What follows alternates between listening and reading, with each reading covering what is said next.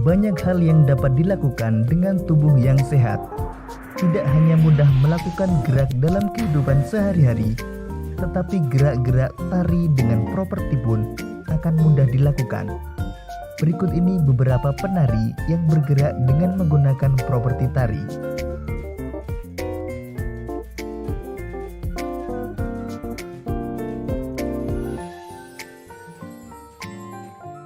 Gambar pertama menunjukkan tari legong yang menggunakan properti kipas.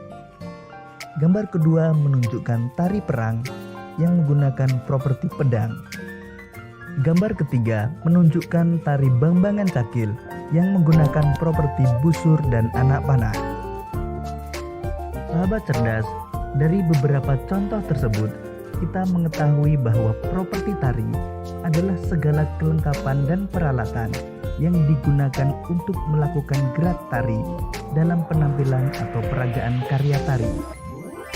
Properti tari dapat terbuat dari kain, kayu, besi, plastik, tembaga, atau kulit. Properti ada juga yang merupakan bagian dari busana dan aksesoris, seperti selendang, panah, dan keris.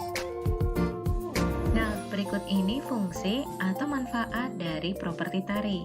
Yang pertama, agar tampilan tari lebih menarik.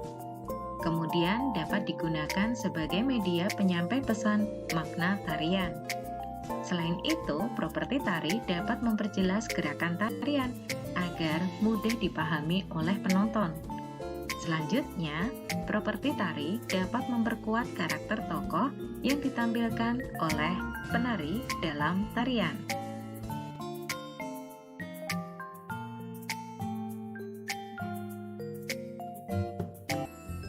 Apakah kalian pernah merasakan denyut jantung kalian sendiri?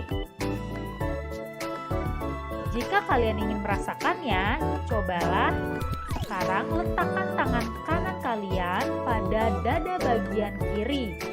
Kalian akan merasakan denyut jantung kalian masing-masing, karena jantung terletak di dalam rongga dada sebelah kiri.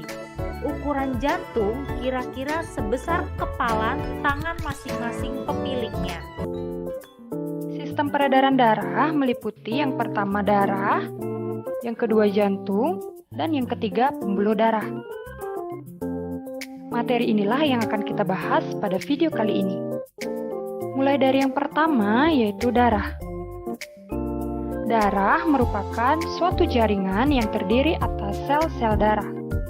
Darah terdiri dari beberapa komponen darah. Yang pertama itu ada plasma darah. Yang kedua ada sel darah merah. Yang ketiga ada sel darah putih. Dan yang terakhir ada keping darah. Sebelum kita membahas lebih jauh, mari kita cermati gambar dari komponen darah. Berikut ini merupakan gambar dari komponen-komponen darah. Adapun yang pertama, pada bagian ini disebut dengan pembuluh darah. Kemudian bagian yang kedua, pada bagian ini yang nampak cair disebut dengan plasma darah. Bagian ini disebut dengan sel darah merah. Bagian yang keempat disebut dengan sel darah putih. Dan bagian yang terakhir disebut dengan keping darah, jantung. Jantung adalah organ tubuh yang berfungsi memompa darah ke seluruh tubuh. Jantung manusia terletak di dalam rongga dada agak sebelah kiri.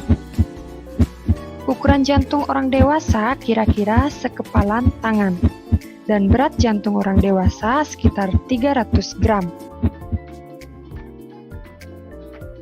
Berikut ini merupakan anatomi dari jantung, di mana setiap bagian-bagian dari jantung memiliki nama serta fungsinya masing-masing. Jantung terdiri atas 4 ruang. Ruang yang pertama pada bagian ini disebut dengan bilik kiri.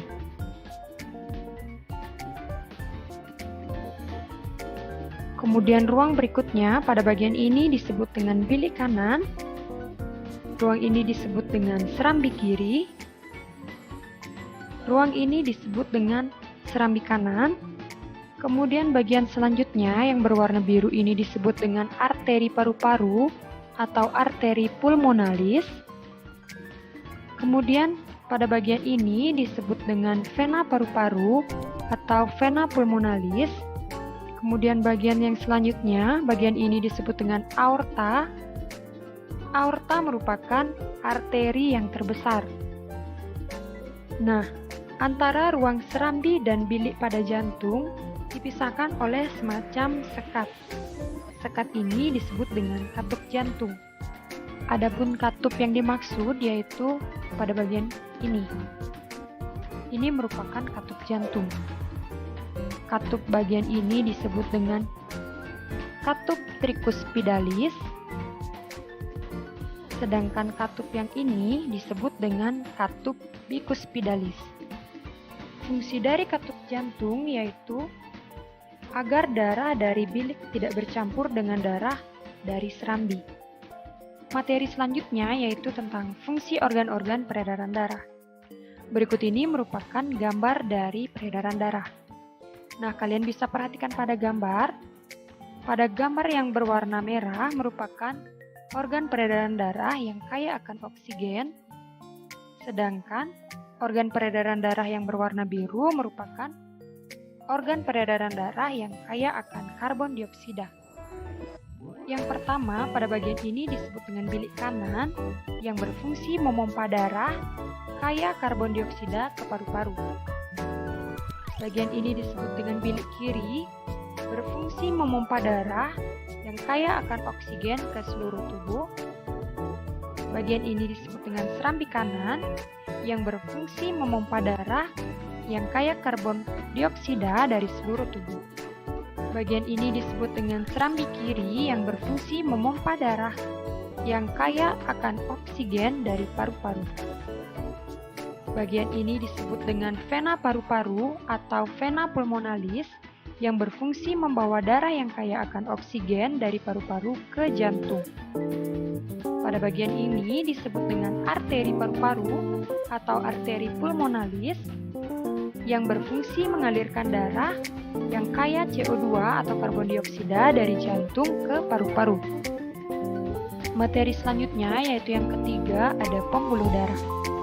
Pembuluh darah merupakan saluran yang berfungsi sebagai tempat mengalirnya darah dari seluruh tubuh menuju ke jantung dan sebaliknya. Pembuluh darah ada beberapa macam. Yang pertama itu ada pembuluh nadi atau arteri.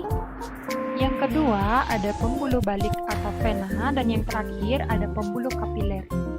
Pembuluh nadi atau arteri berfungsi mengalirkan darah keluar dari jantung. Pembuluh balik atau vena berfungsi mengalirkan darah masuk ke jantung, dan pembuluh kapiler merupakan pembuluh kecil yang menghubungkan arteri dan vena. Kita akan membahas gangguan yang dapat terjadi pada organ peredaran darah. Terjadinya gangguan pada organ peredaran darah tentu disebabkan oleh banyak faktor atau penyebab. Nah, kita akan membahas tentang faktor penyebab dan cara mengatasi gangguannya. Langsung saja ke materi yang pertama, yaitu faktor penyebab gangguan. Adapun faktor yang pertama yaitu faktor keturunan. Beberapa gangguan dapat terjadi karena faktor keturunan. Misalnya, salah satu orang tua menderita penyakit hemofilia atau penyakit darah yang sulit membeku, maka kemungkinan salah satu anaknya akan mengalami penyakit tersebut. Karena hemofilia merupakan penyakit keturunan. Atau dapat disimpulkan bahwa faktor keturunan itu adalah penyakit yang didapatkan dari orang tuanya. Faktor yang kedua yaitu faktor bawaan. Faktor bawaan merupakan penyakit yang dibawa dari sejak lahir maupun masih di dalam kandungan. Contohnya itu yaitu penyakit jantung bawaan. Penyakit jantung bawaan diderita sejak seseorang masih dalam kandungan.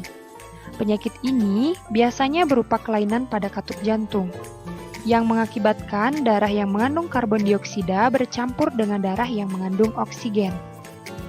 Faktor yang ketiga yaitu produksi sel darah putih berlebih. Produksi sel darah putih berlebih akan mengakibatkan keseimbangan komposisi darah terganggu sehingga dapat menyebabkan gangguan pada peredaran darah. Faktor yang keempat yaitu kekurangan gizi atau zat besi. Kekurangan zat besi akan menimbulkan penyakit kekurangan darah. Dan faktor yang terakhir yaitu kelelahan dan kurang tidur. Nah, istirahat yang tidak cukup akan memicu terjadinya gangguan peredaran darah pada manusia. Nah, itulah beberapa faktor yang dapat memicu terjadinya gangguan pada peredaran darah manusia.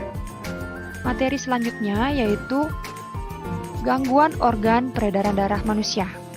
Nah, adapun beberapa gangguan atau penyakit pada peredaran darah manusia. Yang pertama itu ada anemia.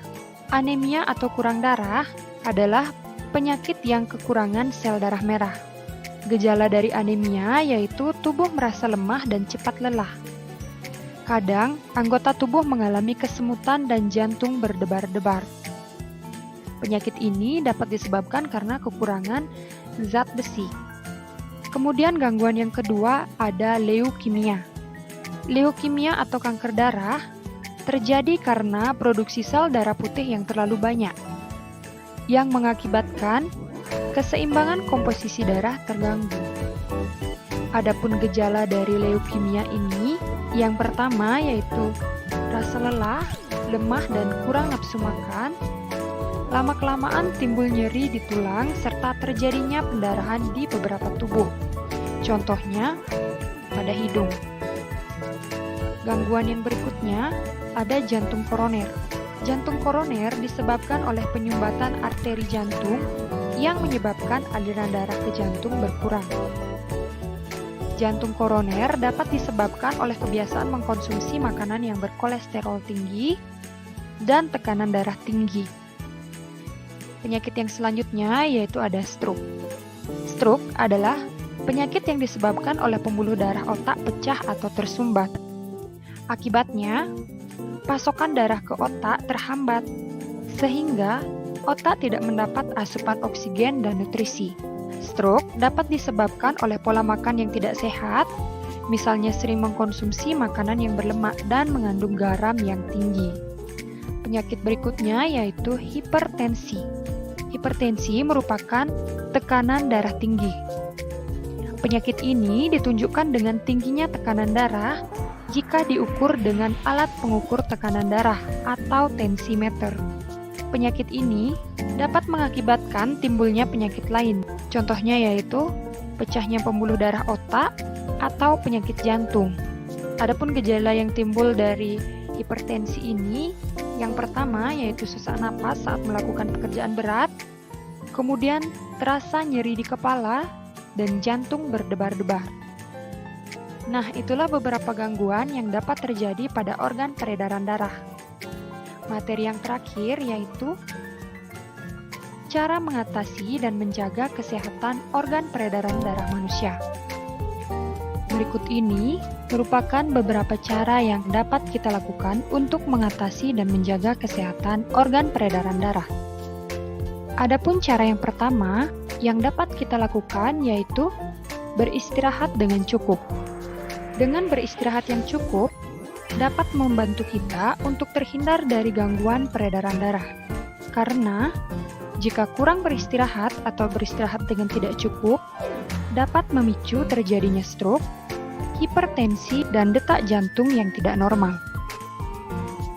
Cara yang kedua yang dapat kita lakukan yaitu dengan menjaga pola makan yang sehat.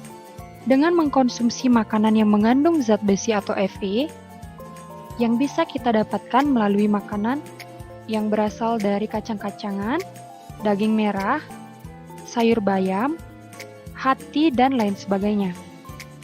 Zat besi sangat penting bagi tubuh, karena zat besi berguna untuk membentuk sel darah merah. Cara yang berikutnya yang dapat kita lakukan yaitu dengan berolahraga secara teratur. Kita harus rajin berolahraga, agar lemak yang menumpuk di tubuh bisa terbakar akibat aktivitas fisik. Semakin sering berolahraga, maka semakin sedikit gumpalan lemak di pembuluh darah, sehingga aliran darah menjadi lancar. Nah, itulah beberapa cara yang dapat kita lakukan untuk mengatasi dan menjaga kesehatan organ peredaran darah manusia.